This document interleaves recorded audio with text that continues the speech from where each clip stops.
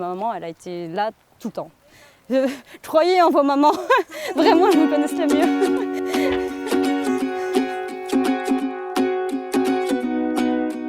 Vous pouvez répéter la question?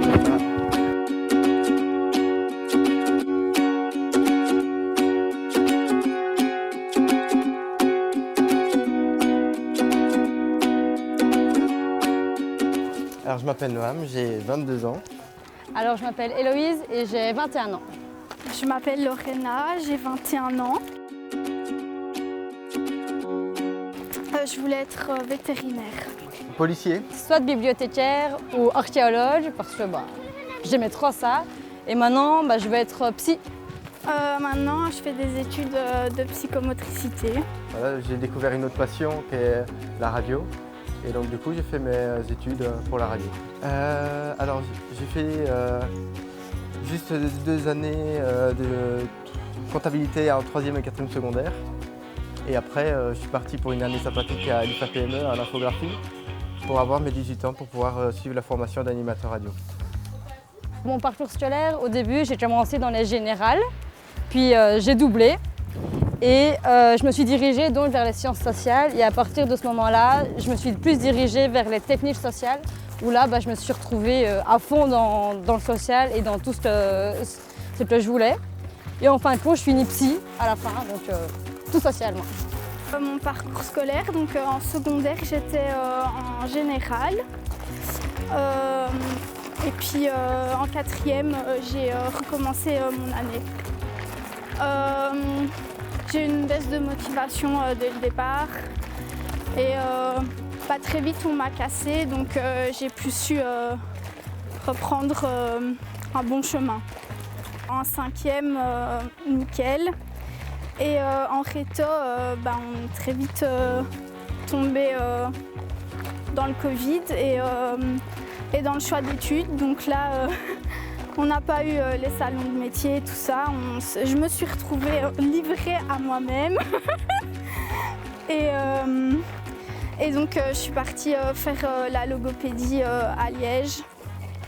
Et voilà. Ensuite, j'ai continué l'IFAPME pour animateur radio.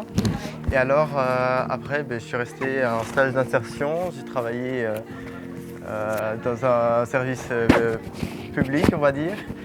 Et puis de là, j'ai décidé de me mettre indépendant dans la création de contenu.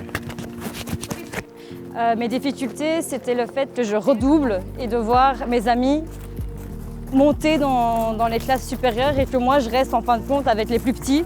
Ça a vraiment été difficile pour moi dans le sens où je me sentais rejetée. Alors, la seule difficulté, c'est qu'il fallait que j'aie mes 18 ans pour pouvoir m'inscrire pour animateur radio, mais sinon, non, il n'y a pas eu de difficulté spéciale. Pour mon choix d'études, j'ai regardé dans les écoles.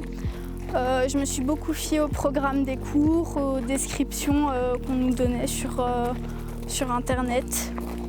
Et j'en ai beaucoup discuté aussi autour de moi, plus pour libérer la parole, mais je ne cherchais pas vraiment un avis. Je me suis informée au niveau des, des salons de métier, c'est ça.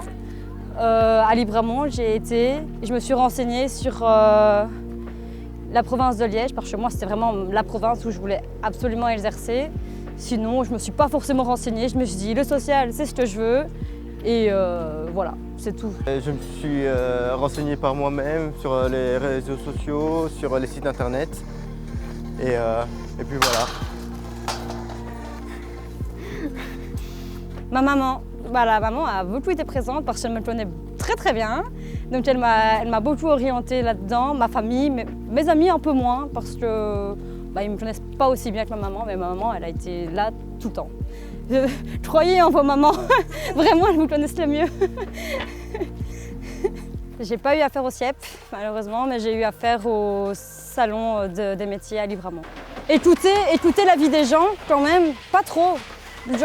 Dire voilà, moi je suis bonne en ça, mauvaise en ça, à la limite ça pourrait peut-être nous aider, mais pas trop écouter les gens, beaucoup s'écouter, se faire confiance et quand on pense avoir une passion dans la vie, la poursuivre au maximum.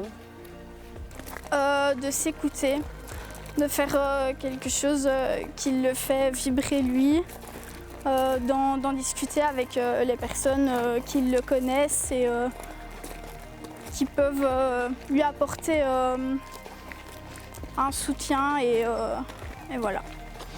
D'écouter les autres, d'écouter les parents par exemple. C'est très important, il faut vivre de sa passion, il ne faut pas avoir peur de faire une bêtise, on apprend de ses erreurs. Il n'y a pas d'erreur à faire, on apprend de ses erreurs en fait. Et c'est là où on se plante, et justement, plus tu tombes et après tu te relèves, et c'est là où tu progresses et où tu grandis en fait. Donc il faut faire des erreurs dans la vie, c'est ça en fait, c'est ça. Si, j'ai fait des erreurs, mais je me suis toujours... je me suis écoutée à l'instant T, et après, bah voilà, il s'est avéré que c'était pas ce qui me correspondait, mais pour m'orienter, non, j'ai fait ce qui me portait à ce moment-là. C'est pas vraiment des erreurs. Et oui, je pense que c'était important de le faire pour tomber et aller vers la bonne voie. Et maintenant, réussir mon année, principalement.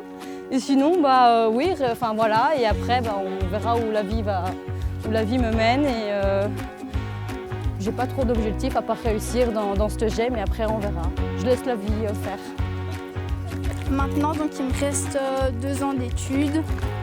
Et puis, j'aimerais bien commencer à travailler dans une équipe. Et pourquoi pas me lancer par la suite, une fois que j'aurai un bon départ. Toujours indépendant, engager du personnel et faire grandir une entreprise.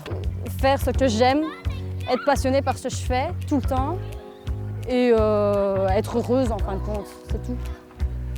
De rien.